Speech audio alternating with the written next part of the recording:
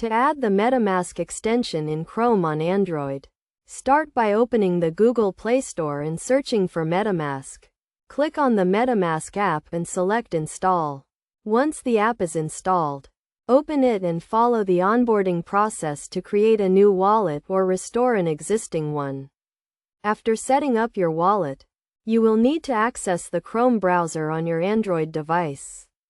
Type in the address bar the website that you want to access with Metamask, such as a decentralized application. Since Metamask is not available as a direct extension in the Chrome Web Store for Android devices, you will need to use the Metamask mobile app to connect to websites. To do this, click on the three dots in the upper right corner of the Chrome browser and select Desktop Site.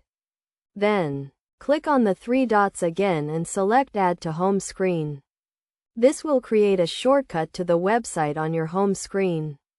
Now, when you want to use Metamask with a website, open the website using the shortcut and then open the Metamask app. In the Metamask app, click on the browser icon and select the website you want to access. This will open the website in the Metamask browser, where you can use your wallet to interact with the site. It is essential to note that using Metamask on Android devices requires some workarounds, as the extension is not directly supported. However, by following these steps, you can still use Metamask to manage your digital assets and interact with decentralized applications on your Android device.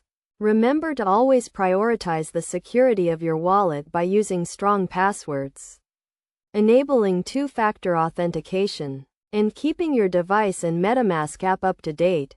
By taking these precautions and following the steps outlined in this guide, you can safely and effectively use Metamask on your Android device.